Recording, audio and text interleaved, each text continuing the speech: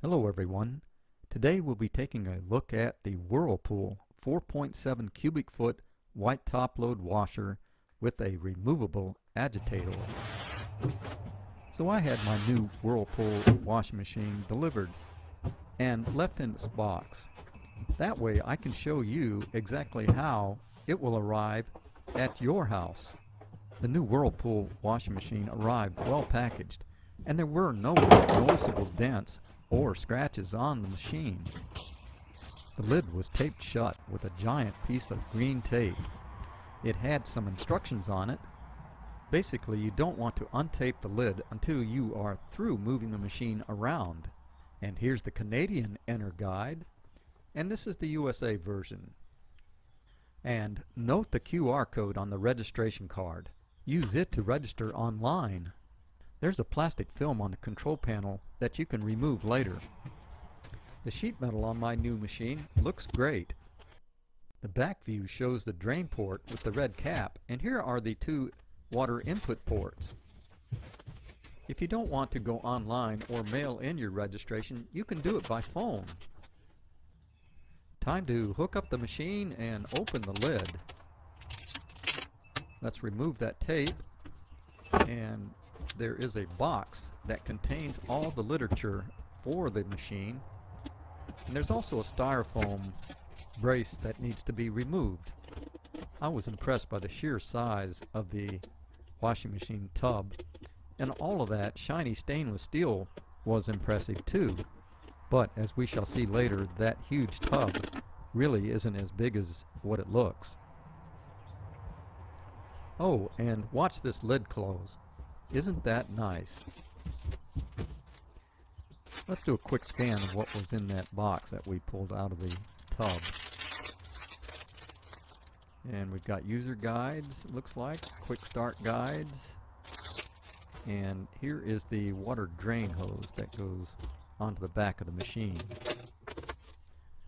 Now it's time to take a look at the literature that was included inside of the machine. Here is your warranty statement. You'll be sure to want to read this and find out exactly what is covered and what kind of action needs to be taken when you will need some warranty work done. This is your quick start guide, which is really invaluable, I found. Although incomplete, it does explain a lot of things, and we'll talk about that in more depth later. And this part explains to you how to take your agitator out and put it back in. Pretty simple, actually. This is the owner's manual, and that's basically a description of the procedures you need to accomplish to install your machine. This quick start guide is really just a bunch of coupons and or advertisements for other products that you might be able to use with your washing machine. And these are fragrance crystals that you can add to your wash. There's also a contest form, the test strip for water hardness. Here I try out the faucet feature.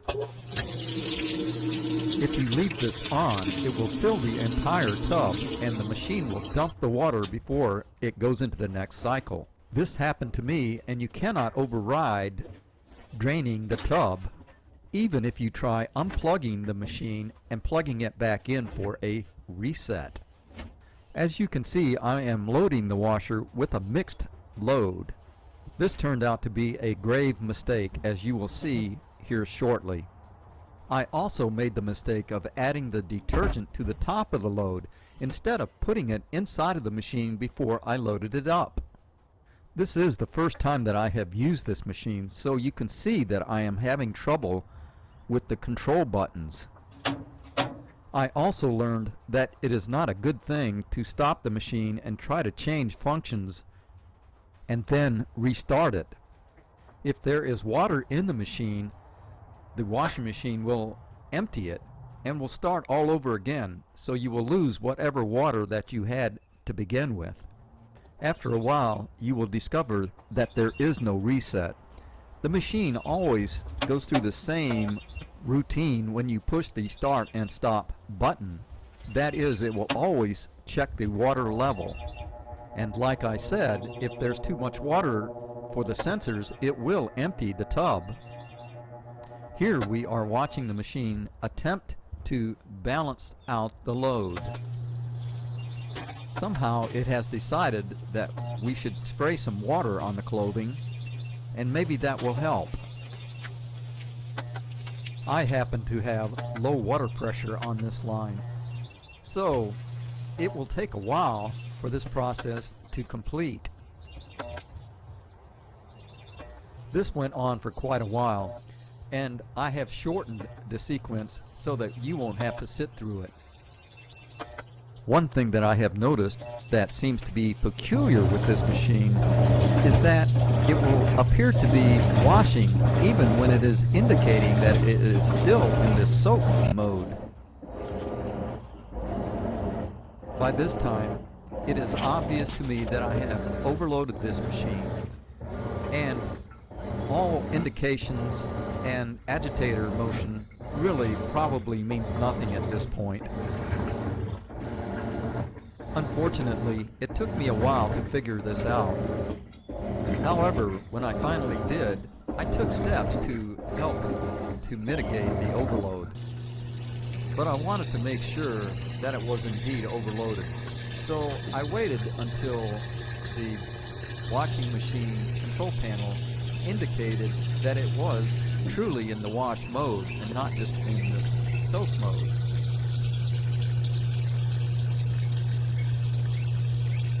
And I changed the setting to deep water.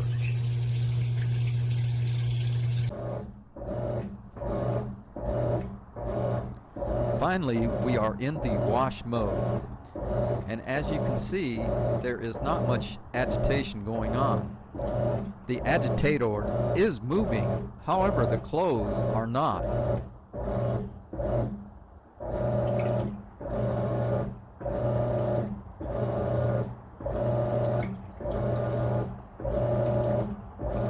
So I decided to take matters into my own hands, and I removed the blue jeans first.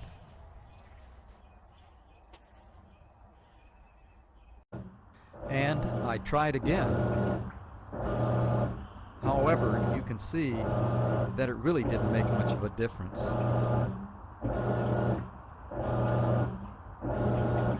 Not sure about what to do, I tried some different settings just to see if that would have made any difference. It did not, so I decided to unload my bath towels next.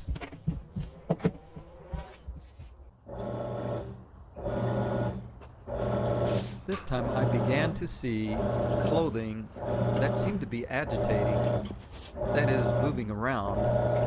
However, the washing machine was still having trouble with the pillowcases and my biking shorts for some strange reason.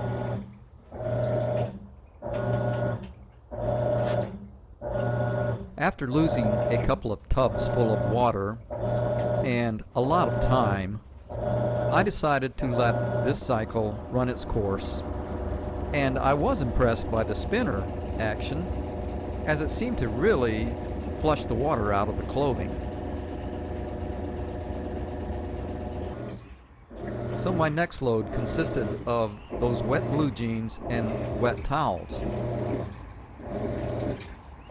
I used the jean setting, and it looks like it's working pretty good. It actually rotated all of the clothing at least once through the tub. One of the major reasons that I chose this washing machine over others was because it had the option that you could remove the agitator.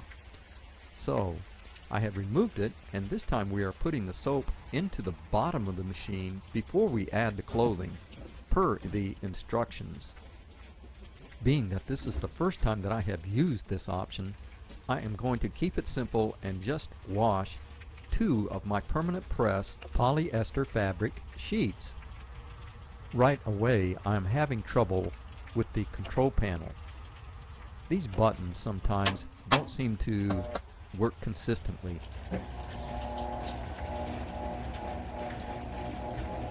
But we finally got the right combination, or I guess we held the button down long enough, and the machine has started. This is interesting. It actually spins the dry clothing around a bit, I guess to distribute the load, and then it begins to add water.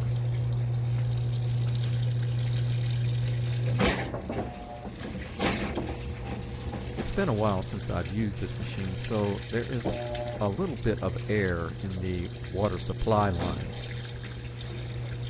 However, it has purged itself and now the water is running freely.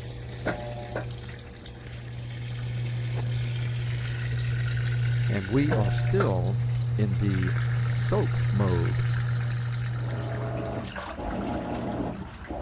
And in the soak mode, the machine does agitate, and it also continues to add water periodically. In fact, it went through this routine 5 times during the soak cycle until it was satisfied that the water was deep enough. And by then, I'm pretty sure it had maxed out the amount of water that the tub could contain. I'm not sure that this would have been the most efficient use of this amount of water. However, I can't argue with success. It does seem to be immersing the sheets completely while it is agitating. And finally, we have entered the wash cycle. Notice that there is no lamp for the rinse cycle. That is because rinse is essentially the same as wash with no detergent. As you can see, I had problems operating my new Whirlpool washing machine. That doesn't mean that you will have the same problems, and I certainly hope that you won't. However, for those of us who are transitioning from purely mechanical controlled washing machines, this machine was indeed a challenge.